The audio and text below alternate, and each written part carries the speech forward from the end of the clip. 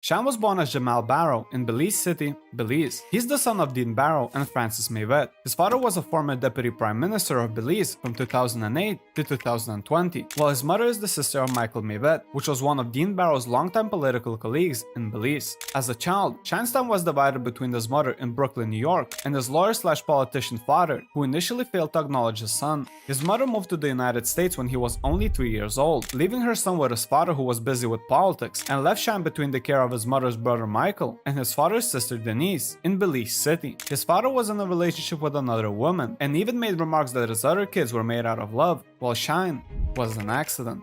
Even though his father was a famous and well-off lawyer in Belize, he and his mom didn't see any of his money. When Shyne was 7 years old, his mother brought him to the United States, and they settled in the Flatbush section of Brooklyn, New York. He would live with his mom and spend summers in Belize with his father. To support her young son, Frances worked as a housekeeper, taking as many jobs as she could to pay the rent and buy groceries. Shyne was often left to his own devices, and like many urban youths, found his way into trouble. He began developing a strong interest in the hip-hop culture of the 1980s and 1990s. As a kid, Shyne had stood on chairs at the back of the crowd to catch outdoor shows in Brooklyn's Little Caribbean neighborhood. Earth, Wind and Fire, Chaka Khan, reggae, anything. He loved it. I remember just being enthralled by the performances. If I wanted to grow up to be anything, I wanted to be a performer in front of tens of thousands of people. At age 17, the gang scene lured him in, and he joined a Brooklyn crew named the Decepticons. The crew was notorious for slinging drugs and robbing students in the Flatbush area. His gang life didn't last that long, because soon, while in a fight, he was shot on the shoulder by another kid, leaving him with a 6-inch scar. He recalls this incident as a bloody wake-up call. I understood that you have to have humility, had to walk away and look at the bigger picture. I didn't really understood that before I got shot. I said to my mom, I promise, I'll stay alive for you. I won't get myself killed. I won't kill anyone. I'll turn my life around. In response, Frances moved the family to another part of Brooklyn and encouraged Shyne to do better in school and stay off the streets. In Drink Champ's interview, he also mentioned that around this time he listened to a lot of Bob Marley. And so I started staying in the house and just listening to music. And Bob Marley used to calm me down.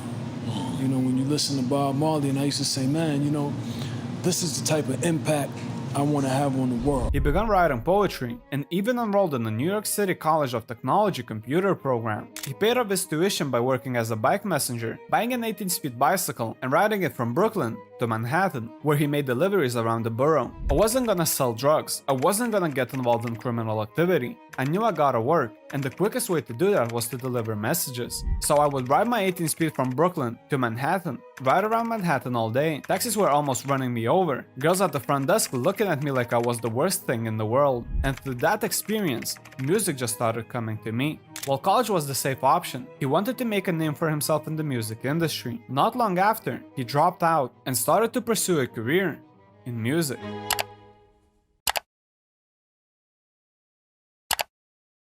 Shyne first started writing rhymes on the back of his messenger clipboard, but soon enough, he was writing everywhere, in class, in the bathroom. He just couldn't stop. He'd been a shy kid growing up, but staring down the barrel of a gun had changed him and turned him fearless.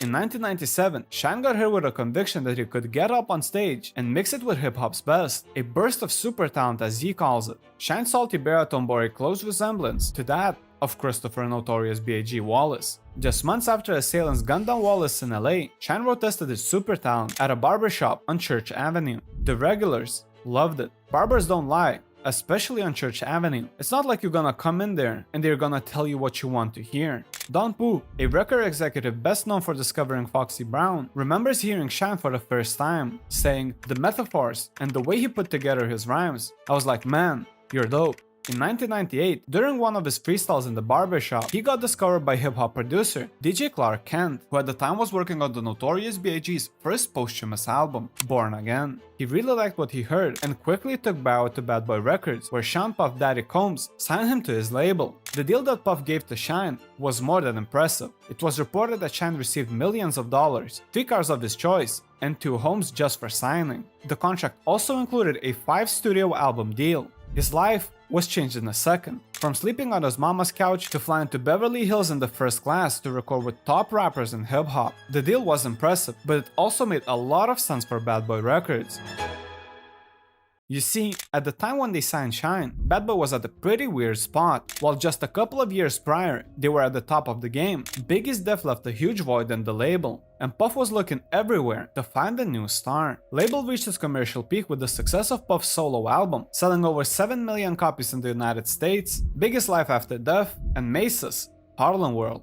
Regardless, it didn't stop the eventual decline that was about to happen, and over the course of the next couple of years, their sales started to go down. Puff Diddy, in an effort to replace Biggie, tried saving the label by putting Mace in Biggie's place, who did a phenomenal job but would later find a calling in faith, and at the height of his career, he stepped down and retired from music. Puff saw the talent that Shyne had and believed that he could become the next big star. After signing a deal, they immediately started working together, and not long after, Shyne began making appearances on recordings made by his label mates. He made a guest appearance on Mace's second studio album, Double Up, on the song From Scratch. Put more niggas in pits than Brad, man. Can't dodge bullets, too bad, man. He also appeared alongside Total on their single, Sitting at Home. Let it be understood, Bad Boy run this. Brooklyn, the AT, they pump this. And was even featured on Combs' second studio album, Forever, on a song called Reverse. I'm what God would be if he was a straight G, too night, too tight, arrogant. Moreover, the same year, his father became the Belize House of Representative opposition leader, taking charge of the weak conservative coalition known as the United Democratic Party. After so many struggles, 1998 became a pivotal year for Shyne and his family. After a generous label deal and finally getting the spotlight that he deserved, the future for Shyne was looking brighter than ever. But little did he know that in 1999, something drastic would happen and all of his dreams of success would be taken away in a split second.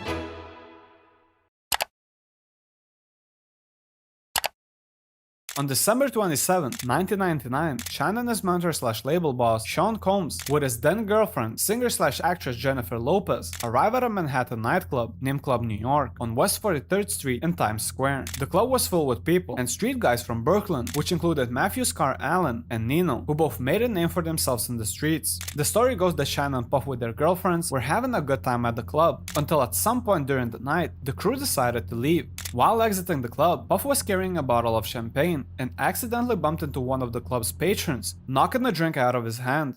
The guy who Puff bumped into was none other than Scar. He responded with a shove and they started to go back and forth at each other. Shyne knew Scar and Nino. Scar, who was the instigator, I know Scar from Brooklyn. Those are my guys. I didn't really have a problem with them. That wasn't my beef. That was Puff's issue. They had a problem with Puff for whatever reason. I don't know what their problem was with Puff. Scar, Nino, and the entire Brooklyn crowd was in Club New York. I seen them, it was all love. But when they started arguing with Puff, I know what these Brooklyn guys are capable of. I know what Scar's capable of. I knew what Nino was capable of. I know what happens once these arguments start. You know, when these arguments start, you know, it becomes a problem. Once Scar starts saying, you know, I'm gonna kill you, you know, you DOA, you know, once he starts talking crazy, yeah, I became afraid for my life. I know what happens, you know, once he says, you know, it's about to happen, you know, it's about to happen. While all of this was going on, one of Alan's friends allegedly threw a stack of money into Puff's face, and the situation instantly turned dark. According to Shyne, he saw somebody reach for a gun, and he immediately reached for his to defend himself and his friends. It didn't take long before the shots were fired. And I seen somebody reach for a gun, and I reached for my weapon, and I defended my friends and myself, because once he starts firing, once whoever else pulls out a gun starts firing, it doesn't stop there. Both parties started shooting at each other. In the crossfire, Shyne managed to hit one of Alan's friends in the shoulder. After he hit him, the security guard tried grabbing Shyne from the back, and that's when his gun allegedly went off into the air, leaving a bullet hole in the club's ceiling. According to the reports, Diddy was also firing shots in the club, but more on that later. Unfortunately, during the chaos, 2 innocent bystanders were hit, which also includes a woman who was hit in the face, but ultimately managed to survive. Shyne with a gun in his hand tried running out of the club, but ultimately was captured by by the police officers waiting outside. Diddy and Lopez jumped to their Lincoln Navigator in an attempt to flee the scene. Puff, his bodyguard Anthony Wolf Jones, better known as Jeannie Deal, Jennifer Lopez, and his driver, Wardell Fenderson, were chased by the police officers for more than 20 blocks, but ultimately were stopped and arrested. During the pursuit, allegedly one gun was tossed out the window, and another one was later found under the driver's seat. The prosecution later alleged that Puff Daddy himself was trying to bribe his driver to take the charge for the gun during the police chase and even offer him $50,000. Eventually, all of them were detained and taken into custody. Involved or not, Puff Daddy is facing charges after he and Lopez were caught fleeing the nightclub shooting with a stolen gun in the car. Charges have been dropped against Lopez, but Combs, his bodyguard, and the driver are all charged. It hasn't been determined who had possession of the gun, but his lawyer says the car is registered to Puff Daddy's record company. 21-year-old Jamal Barrow, a lesser-known rapper and part of Combs' entourage at the dance club, was indicted by a grand jury on a slew of charges. One person was indicted for attempted murder, who was in the club and was involved in the shooting. This was not a good press for anybody, and it got a lot of unfavorable attention from the media. The case immediately drew headlines, not because of the 3 people wounded on the shooting, but because of the celebrity of those arrested. While awaiting their trial, which only started in January 2001, on September 26, 2000, Bad Boy Records released Shyne's debut album, called Shyne. Although Shyne himself got a lot of backlash because of the shooting, the album was a great success. It peaked at number 5 on the Billboard 200, sold just under 160,000 copies in its first week, and eventually achieved platinum status. It also spawned singles like Bad Boys, That's Gangsta, and Bonnie and Shyne. While awaiting their trial, Shyne reportedly said that Puff cut off all ties with him and they had no contact whatsoever. He even went as far as saying that Puff tried blocking the release of his debut album. The celebration of his album also didn't last long, because right before the trial, Shyne was arrested again for being involved in a car incident while driving without a license and seriously injuring 2 people. It seemed like Shyne couldn't catch a break, and with trial right around the corner, his dreams of becoming a superstar were growing dimmer by the minute.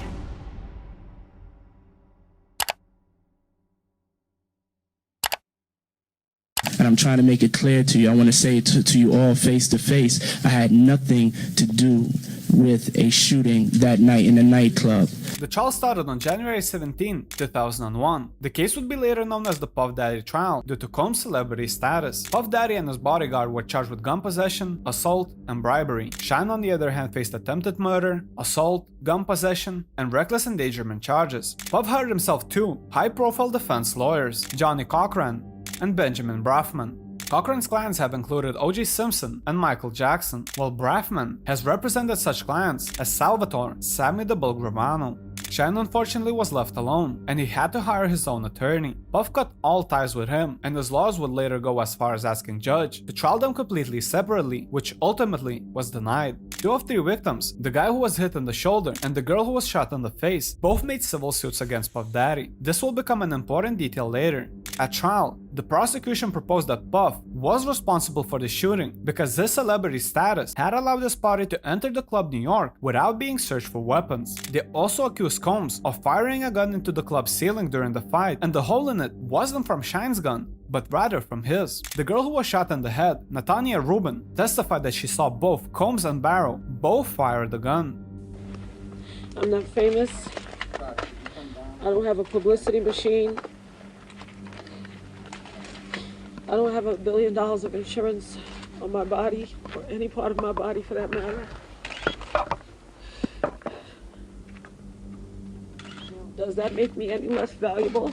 Remember the civil lawsuits made against Puff Daddy I told you about? Well, Puff's lawyer Barfman responded to her testimony with an accusation that she was trying to malign Combs' reputation to aid her multi-million-dollar damages lawsuit against him. The second witness was a chauffeur, Wardell Fenderson, the guy who was driving the black Lincoln Navigator during the pursuit. He testified that he saw Combs slip a pistol into his waistband before entering Club New York. The driver also claimed that Combs and his bodyguard Jones fumbled with a hidden compartment in the vehicle, trying to hide the weapon as police chased him from the club, claiming that he saw either Jones or Combs throwing the weapon from the SUV. Fenderson also accused Combs of offering a diamond ring as a part of $50,000 payment for claiming ownership of the gun found in the vehicle. He recalled Puff saying, "Listen, "You know I'm Puff Daddy, I can't take the gun." When it came to the prosecution witnesses, the trial started to become weirder and weirder by the minute. The prosecution called up 3 witnesses. 2 of them, both of whom had testified before a grand jury that they witnessed an argument between Combs and Allen, aka Scar, changed their stories on the stand. They denied being able to identify Combs as a participant in the scuffle or seeing him with a gun. A 3rd witness admitted that she was unsure what she might have seen in Combs' hand as he ran from the club.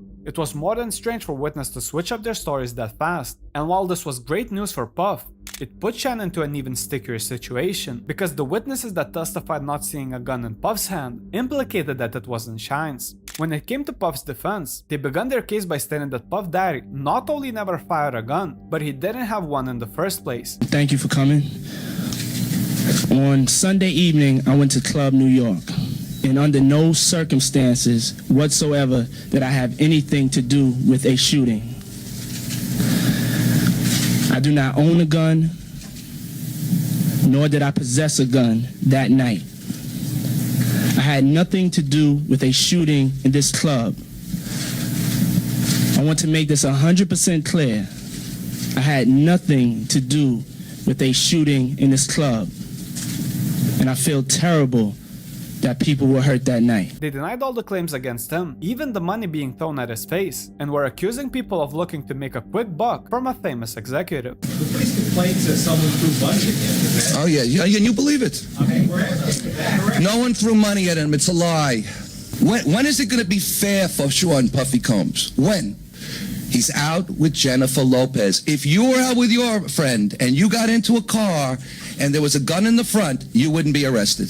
Several witnesses recalled Combs dancing on a coffee table at the club with his arms raised, but none of them saw a gun in his waistband. The most damaging witness to the prosecution was security guard Cherise Myers. She recalls Scar Allen throwing money in Puff's face and being jostled as club's customers grapple for cash. Myers was advising Combs to leave the club rather than argue with Allen when she saw Barrow firing twice, even going as far as saying that he was the one who let off shots first that night, which went completely against Shyne's defense. Afterwards, she proceeded to fall on top of Combs to protect him. An important detail to mention is that this witness was called by Puff's attorney and not the prosecution. Calling this witness tremendously helped Diddy, but it completely threw Shyne under the bus. When Combs took the stand in his own defense, his attorney asked him if he had a gun at any time on the night of the incident, to which he replied, absolutely not. During the rest of the trial, the prosecution kept reminding the jury that they were shooting victims in the case and that Combs had actively tried to bribe witnesses to change their testimony, to which Combs' attorney responded with,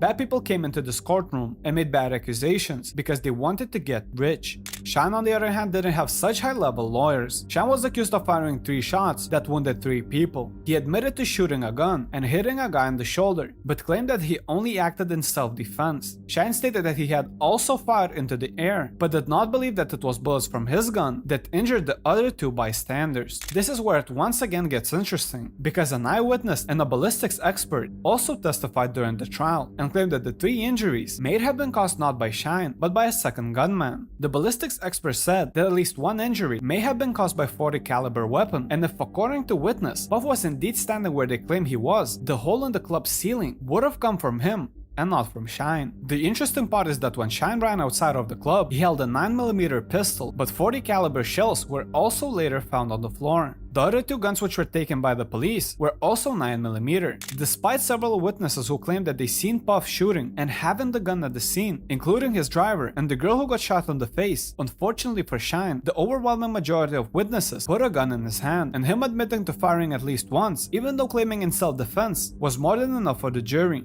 On March 16, 2001, the case was finally closed, and the verdicts were these. Combs and his bodyguard Jones were acquitted of all charges, which included illegal ownership of 3 9mm guns and bribery. Shyne was convicted at trial by a jury on 2 counts of assault and reckless endangerment and criminal possession of an illegal weapon. The only bright side was that he was acquitted of attempted murder. His sentencing was set to June 1st, 2001. To say that the news was devastating for Shyne, I think would be an understatement. Right after being found guilty, he was also hit with a $5 million lawsuit by Mark McKenzie, a guy who was injured during a car incident. The court would later shut down the lawsuit after evidence appeared that McKenzie was the one who ran the red light and was responsible for the incident. Shyne was cautioned for driving without license, but not with any more serious charges. At his sentencing on June 1st, 2001, Barrow apologized to the shooting victims and said that he fired his gun in a panic.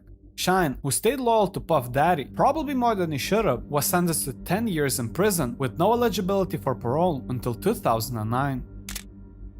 Right now, I just want to go and be with my kids, you know, and I'm just grateful. What about Shyne, Mr. Combs? I'm just grateful. Thank you. Thank you, son. Thank you, son. Okay, son. We talked about Mom. Okay, man. Thank you.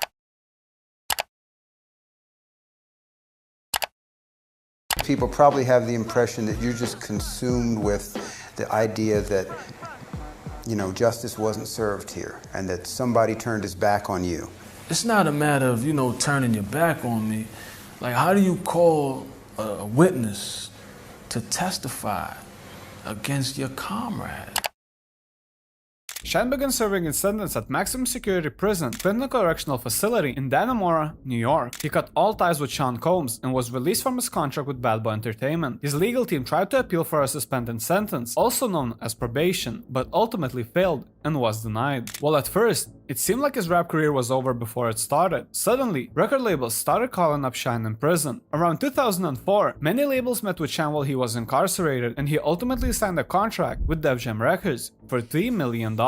Not long after, on August 10, 2004, he released his second studio album called Godfather Burned Alive. The album included 13 tracks, 12 of which were previously recorded vocals before his incarceration, while one was recorded over the phone from jail. The song was called For the Record and was a diss track in response to 50 Cent dissing Shyne on Hot 97 during a freestyle.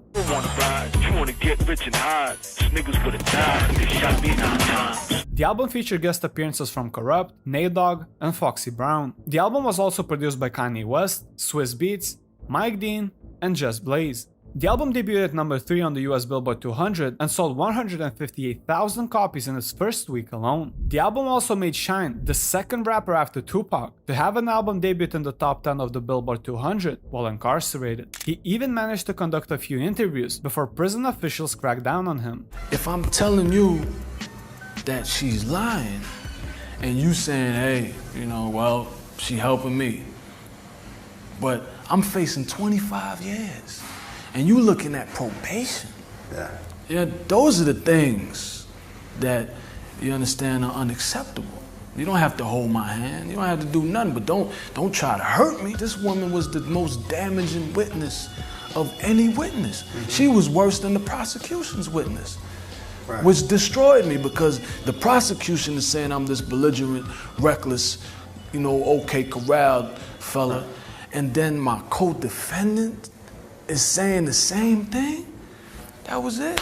That was it. Shyne was also unavailable for any publicity contacts on Friday nights and Saturdays because he started to observe the Jewish Sabbath. Unfortunately, in May 2005, Shyne's career was nevertheless stymied when a Brooklyn court froze profits on his latest album, citing a Son of Sam law that prevents criminals from making money from their crimes. A year later, he went to court to challenge New York's application of the law. He and his lawyers argued that by the court allowing Shyne to make deals with record producers, it would enable him to pay higher potential settlement to victims of the nightclub shooting. I couldn't find any information if the motion was denied, but apart from his 2 mixtapes he released in 2004, both of which were compilations of his most famous singles, there were no releases from him or his team up until his release. While in jail, he also got more in depth with the spiritual world, and in March 2006, he legally changed his name to Moses Michael Levi Barrow. At the time of his arrest, he had already been studying Judaism for some time, and he even went as far as saying that he identified as an Israelite since the age of 13 after learning that his great-grandmother was a descendant of the Beta Israel, ancient Ethiopian Jews.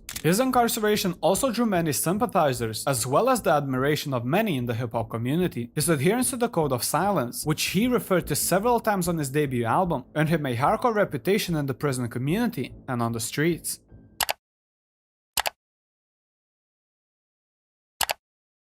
On July 21st, 2009, Shyne was moved from Woodbourne Correctional Facility in New York to Rikers Island in preparation for a parole hearing. On August 4th, 2009, a Manhattan judge signed an order that would schedule Shyne for a release on October 6th, 2009. At the request of the New York State Department of Correctional Services, a mandatory probation of at least 2.5 years was added to Shyne's sentence, since he only served 9 out of 10 years and was granted an early release. While Shyne and his attorney had hoped to avoid probation, it was inevitable. On August 6, 2009, Shyne was finally released from New York State custody. Unfortunately for Shyne, his problems were yet again not over. As soon as he was released from prison, he was immediately taken into federal custody. Shyne was detained by US Immigration and Customs Enforcement, also known as ICE. Federal officials were reviewing Shyne's immigration status and deciding to whether or not he would be deported to his native Belize. You see, Shyne had a permanent resident green card and his mother was a US citizen, but he had never become a naturalized citizen. There were also speculations during that time that Shyne might be released on bail in the United States while his case was being resolved, but unfortunately, it didn't happen. According to his uncle, Michael Finnegan, who was a high-ranking Belizean politician, the family was prepared for rapper's potential return to Belize. He also revealed that Shyne and his representatives had been expecting to be intercepted by ICE officials upon his release and had directed members of his legal team to prepare the necessary documents in an effort to address the situation. Belize's Prime Minister, Shyne's father, Dean Barrow, sent a petition to New York Governor David Patterson, asking Patterson to pardon his son, similar to how he pardoned Slick Rick, who in a similar situation also faced deportation. According to Shyne's father, he had been assured that the governor received his letter and that his request was under consideration, but that he did not expect to have any influence in swaying the decision.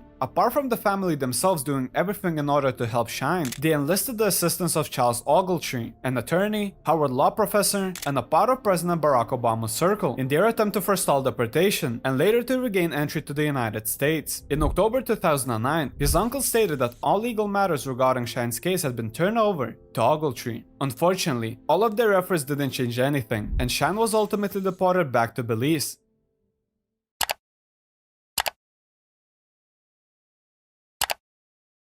Shyne Jamal Barrow is back in Belize. He arrived at 2:40 this afternoon at the Philip Golson International Airport, where he was met by family, fans, and the media. On October 28, 2009, Shyne was deported from the United States to Belize. Fortunately for him, Shyne was now Belizean royalty. The previous year, Dean Barrow had become the country's prime minister, and his brother had represented Mess-Up since 1993. Shyne and his father patched up their relationship, and soon he was appointed the Belize Music and Goodwill Ambassador. He also signed a 7-figure deal with Def Jam Records in February 2010, and even announced that he was recording 2 LPs. The first one was said to be called Messiah, and the second one called Gangland. Both albums, according to Shyne, were scheduled to be released in December 2010. But before releasing anything new, he wanted to further his religious journey, and in 2010, Shyne moved to Jerusalem, Israel. He grew payot or side curls, wore a fedora and Ray-Bans, and underwent an informal conversion. Shyne has told that he spent up to 12 hours a day studying and learning Torah, and underwent symbolic circumcision. "My entire life screams that I have a Jewish soul." His music career, on the other hand, was more rockier than ever. While in Israel, Shyne collaborated with Jewish American reggae and rock musician Matisyahu on his single Messiah, which was released in April 2010.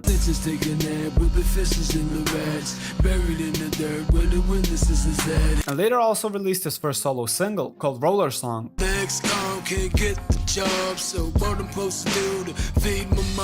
Unfortunately, spending almost a decade in jail really screwed up his momentum. The song was not only a flop, but fans were criticizing Shyne and his voice. It seemed like after such a long time in prison, his voice got even more raspier and deeper, which fans at the time didn't like at all.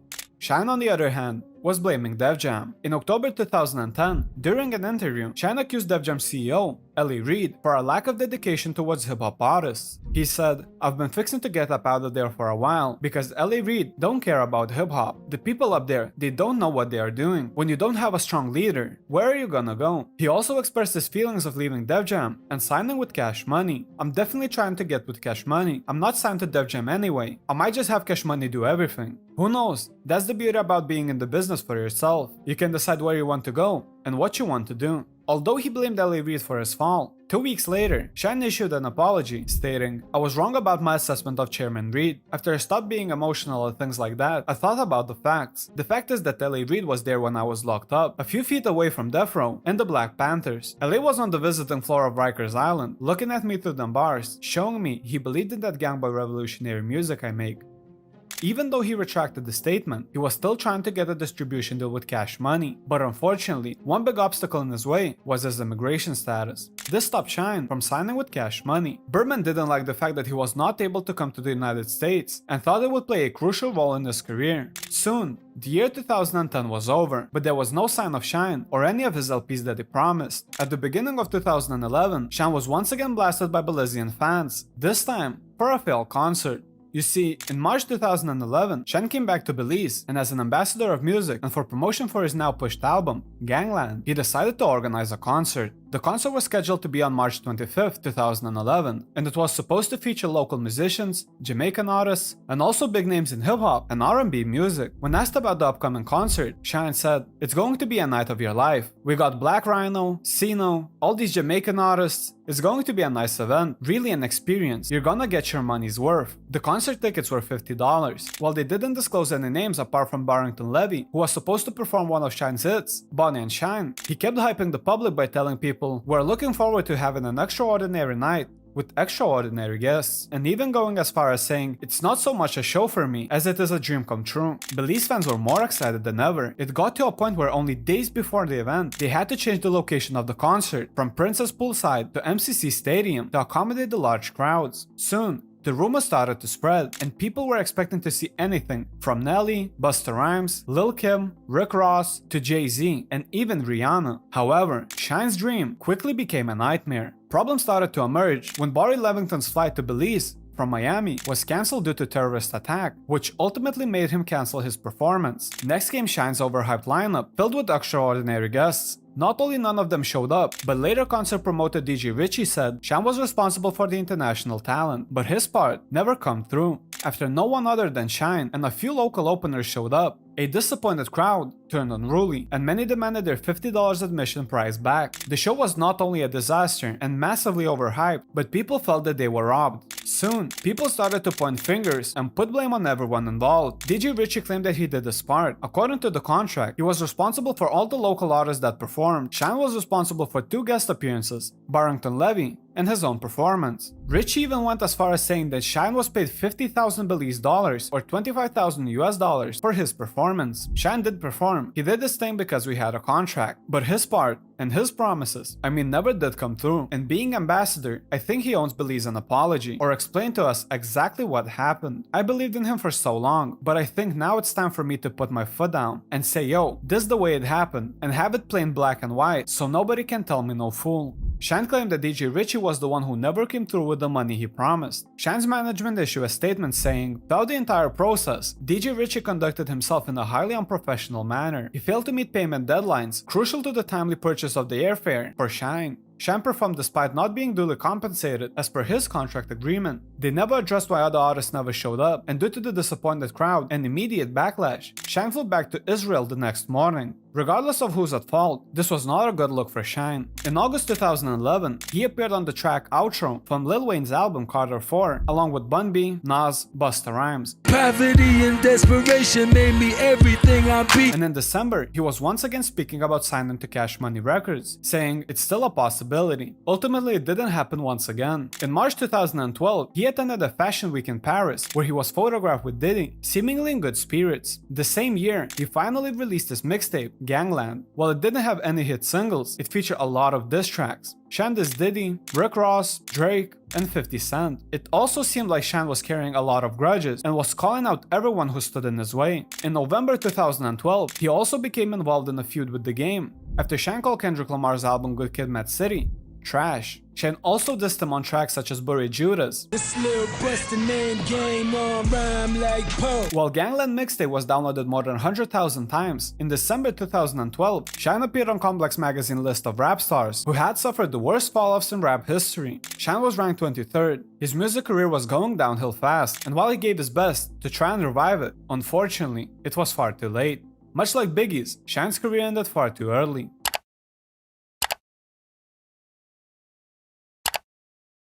The saying "when one life ends, another begins" perfectly represents Shyne's life. After so many failed attempts to get back into music, he decided to finally put it on pause. While he didn't formally announce his retirement, he was only featured on one song since 2012. The song is called Riding Round. He decided to shift his full focus to politics, since his father and a good amount of his family were involved in politics for all of their lives. Since he was appointed as the Belize Music and Goodwill Ambassador, he worked on promoting the country by bringing all sorts of celebrities like Kanye West, J Prince, and Diddy to Belize, and also worked with its youth.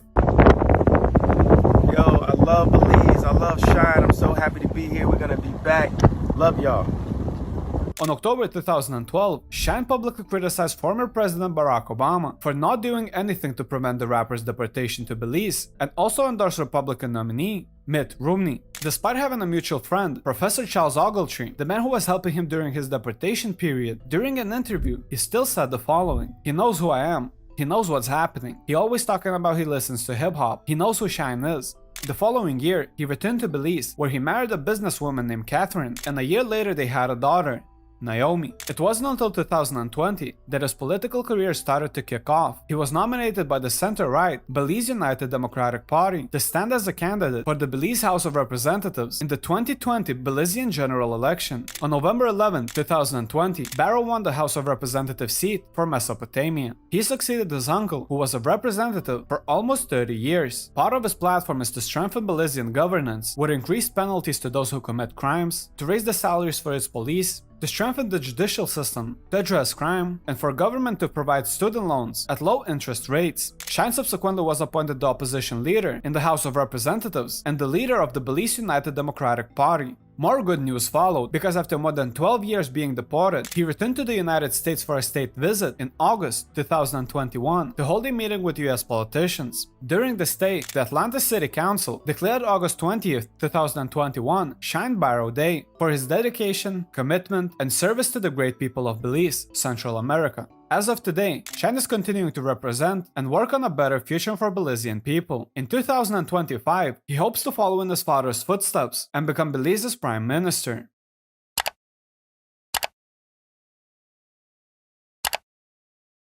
Shyne's life is a testament to the power of resilience and determination. He has overcome tremendous obstacles, both professionally and personally, and emerged on the other side as a respected artist and advocate for social justice. From his early days in New York to his rise in the music industry and his time in prison, Shyne has demonstrated an unwavering commitment to his art and his values. The experiences that he endured during his life shaped Shyne into a person that he is today, and he never failed to use his platform to amplify the voices of those who have been marginalized and oppressed. His music and activism have inspired many, and his willingness to speak truth to power has made a significant impact on the world. All of us can draw inspiration from his resilience, his creativity, and his commitment to justice. Shyne reminds all of us that even in the face of adversity, we have the power to rise above it and to find our voices and to make a difference in the world.